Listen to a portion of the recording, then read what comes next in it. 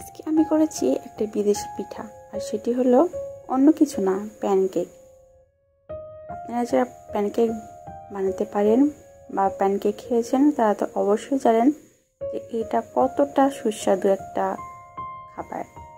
এই প্যানকেক বানাতে কিন্তু বেশ কিছু লাগে না, আপনার ঘরে থাকা উপকরণ দিয়ে আপনি কিন্তু খুব সহজে প্যানকেকটা বানিয়ে নিতে পারেন।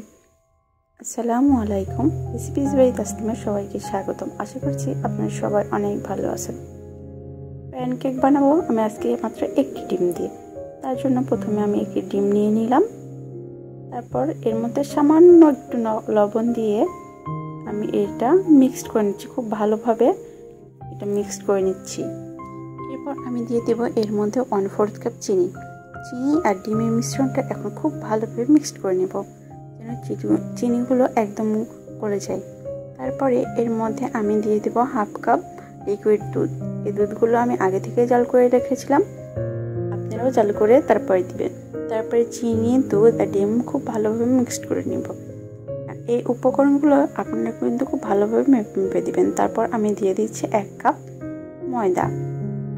এখন এগুলো খুব ভালোভাবে মিক্স করে নিতে হবে যেন কোনো প্রকারের দলা বেঁধে না থাকে। দেখুন আমার মিশ্রণটি কত সুন্দরভাবে স্মুথ হয়েছে, এরকম কিন্তু করতে হবে। আর এর ঘনত্ব দেখে বুঝতে পারছেন যে কেমনটা রাখতে হবে।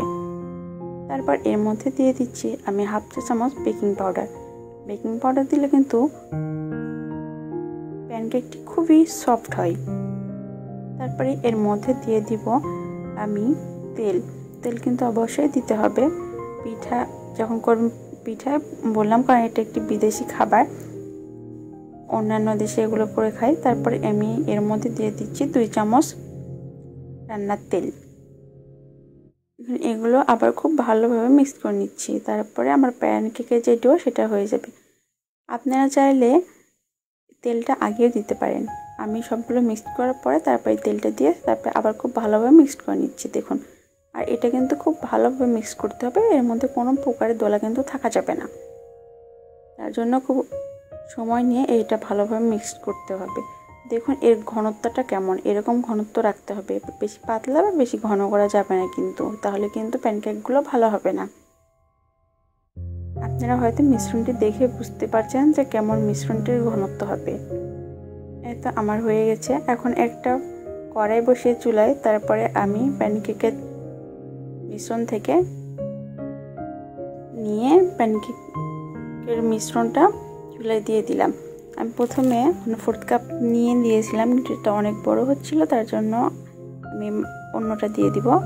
আর প্যানকেক কিন্তু অনেকক্ষণ রাখতে হয় না বা ঢাকনি দিয়েও রান্না করতে হয় না। এটা চুলায় দেওয়ার 2 মিনিট পরে কিন্তু এরকম বুদবুদ সৃষ্টি হবে, তার মানে এটা কিন্তু হয়ে গেছে। দেখুন খুব বেশি সময় না, আমি কিন্তু স্কিপ করিনি, একদম রেখে দিয়েছি।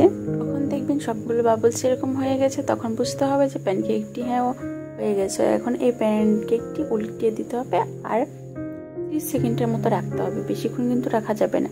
দেখুন আমার প্যানকেকটি কালার একদম পারফেক্ট হয়েছে, আর প্যানকেকটিও কিন্তু খুব ভালো মতো হয়েছে। 30 সেকেন্ড রাখার পর আমি প্যানকেকটি উঠিয়ে ফেললাম। আবার আমি দিচ্ছি, এটা কিন্তু দেখুন খুব একটা যে পাতলা বা ঘন তেমন কিন্তু না, মিশ্রণটি একদম পারফেক্টভাবে হয়েছে। আপনারাও সবগুলো উপকরণ যদি সঠিকভাবে দিতে পারেন তাহলে কিন্তু প্যানকেকগুলো পারফেক্টভাবে হবে, নয়তো কিন্তু হবে না। আমার প্যানকেকের কালার দেখে বুঝতে পারছেন যে প্যানকেকগুলো কতটা পারফেক্ট হয়েছে। আশা করছি আপনারা সবাই এভাবে ট্রাই করবেন। আর আমার রেসিপি যদি ভালো লাগে অবশ্যই লাইক, কমেন্ট অ্যান্ড শেয়ার করে দিবেন। এবং আমার YouTube channel recipes by Tasnim এবং আমার পেজ রেসিপিজ বাই তাসনিম সবাই ফলো এবং সাবস্ক্রাইব করে দিবেন। আর অবশ্যই আপনারা বাসায় ট্রাই করে দেখবেন, খেতে কিন্তু অনেক মজা হয়, এটা কিন্তু অনেক সফট হয়। যেমন তো আপনারা চিতই পিঠা বানান তার থেকে কিন্তু এটা অনেক বেশি সফট আর খেতেও কিন্তু অনেক সুস্বাদু হয়। যেহেতু এর মধ্যে বেকিং পাউডার দেওয়া আছে তার জন্য এটা কিন্তু খুবই সফট হয়। আর ভিতরে কিন্তু এতটা ফাঁপা মনে হবে না যে এটা একটা প্যানকেক। এটা কিন্তু কেকের মতোই, কেকটা জাস্ট অনেকটা সময় নিয়ে করতে হয় আর প্যানকেকটা খুব একটা সময় লাগে না। দেখুন দেখতে দেখতে আমার কিন্তু অনেকগুলো প্যানকেক হয়ে গেছে। এভাবে কিন্তু আপনারা পাশে ট্রাই করবেন। দেখুন একটি মাত্র ডিম দিয়ে আমার কতগুলো প্যানকেক হয়ে গেছে। এর ওপর কিছুটা মধু দিয়ে আপনারা পরিবেশন করতে পারেন, খেতে কিন্তু অনেক বেশি সুস্বাদু লাগে। এই তো আমি তার জন্য মধু দিয়ে পরিবেশন করছি। দেখুন কতটা ইয়াম্মি হয়েছে, দেখেই কিন্তু খেতে ইচ্ছে করছে।